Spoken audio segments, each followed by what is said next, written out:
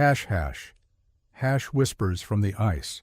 My name is Dr. Eliza Hart, a glaciologist with a passion for the mysteries of Antarctica.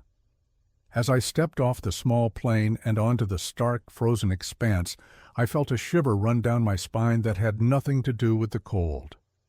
There was an eerie silence here, a vast emptiness that stretched as far as the eye could see, punctuated only by the occasional gust of wind that whispered secrets in my ear. We were here to study the rapid melting of the glaciers and to search for ancient microbes trapped within the ice for millennia. Our team consisted of 4 members: Dr. Michael Ross, a paleoclimatologist, Dr. Nadia Singh, a microbiologist, Sam Walker, our field technician, and myself. We set up camp near the edge of the Larsen C ice shelf, our temporary home in one of the most desolate places on Earth. Asterisk, asterisk, day 3, asterisk, asterisk. The work was grueling, but we were making progress. As we drilled deeper into the ice, the layers told a story of Earth's climatic history. Each core sample was a time capsule, revealing information about ancient atmospheres and long-gone ecosystems. It was exhilarating to be at the forefront of such groundbreaking research. On the 3rd day, as I was examining a particularly old ice core, I noticed something unusual. There were tiny, almost imperceptible fractures running through it, as if something had tried to break free from within. I brushed it off as natural stress from the drilling process, but a nagging feeling in the back of my mind told me to keep an eye on it. Michael and Nadia were as excited as I was about the potential discoveries.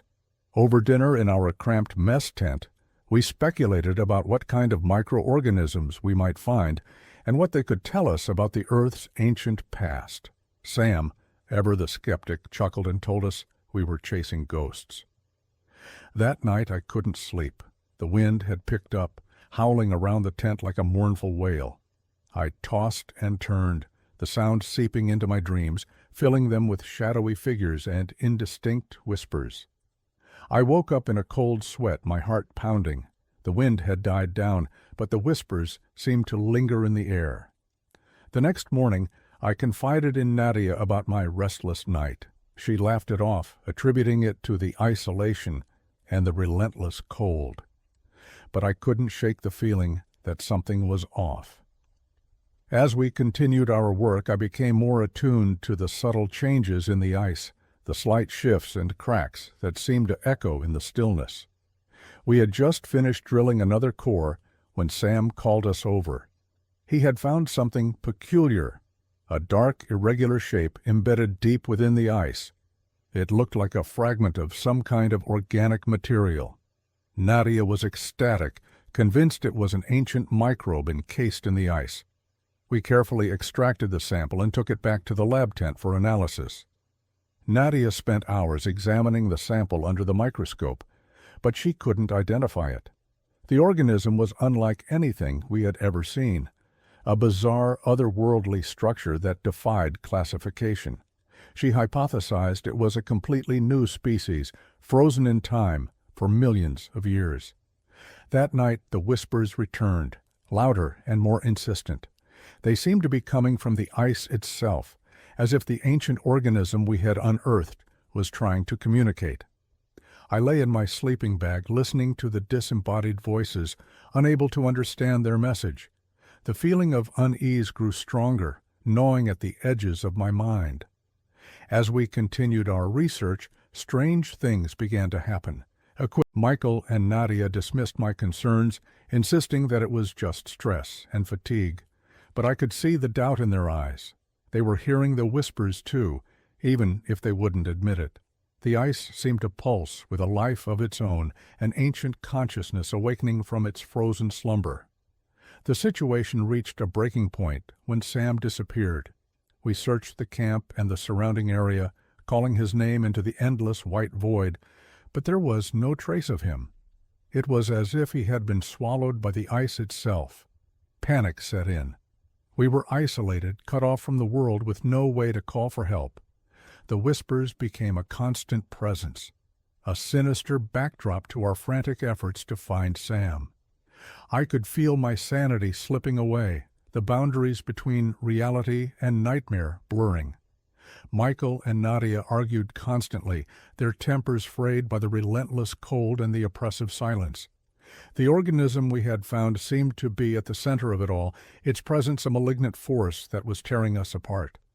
Nadia was convinced it held the key to a groundbreaking discovery, but Michael wanted to destroy it, believing it was cursed.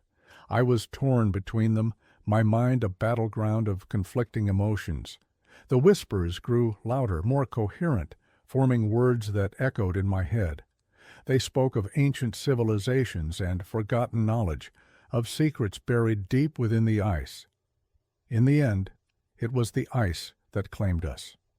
Michael and Nadia had another heated argument, and Michael stormed out of the tent determined to destroy the organism once and for all. I tried to stop him, but he was beyond reason. As he stepped onto the ice, a deep fissure opened up beneath him, swallowing him whole. Nadia and I were paralyzed with fear, unable to comprehend what had just happened. The whispers reached a crescendo, a deafening roar that filled the air. I knew then that we had disturbed something ancient and powerful, something that did not want to be found. We huddled together in the tent, the cold seeping into our bones.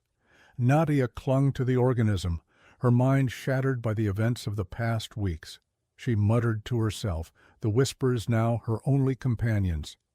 I watched helplessly as she slipped further into madness, her eyes vacant and unseeing. The ice was alive, a malevolent force that had been awakened by our intrusion. It whispered secrets that no human was meant to hear, secrets that had driven us to the brink of insanity. I knew then that there was no escape, that we were doomed to join the countless others who had been claimed by the frozen wasteland. As the days blurred together, I felt my own sanity unraveling. The whispers were a constant presence, filling my mind with dark thoughts and half-remembered dreams. I could no longer distinguish between reality and illusion, my sense of time and self eroding away. Nadia was gone, her body a lifeless husk in the corner of the tent. I was alone, the last survivor of our ill-fated expedition. The ice called to me, its whispers a siren song that I could no longer resist. In the end, I embraced the cold. I stepped out of the tent and onto the ice, feeling its chill seep into my very soul. The whispers were all around me, guiding me, leading me to my final destination. I walked until I could walk no more, the frozen landscape stretching endlessly before me. As I lay down on the ice, I felt a strange sense of peace. The whispers grew fainter, a distant murmur that faded into silence. I closed my eyes, surrendering to the darkness, knowing that I would soon become one with the ice, my story just another whisper in the frozen expanse. Years later, another team of scientists arrived at the Larsen C ice shelf, drawn by the same mysteries that had lured us to our doom. They found our abandoned camp, the empty tents a testament to our futile struggle. Among the remnants of our expedition, they discovered the ancient organism, still encased in ice, its secrets yet to be uncovered. As they packed up their findings and prepared to leave, a chill wind swept across the ice,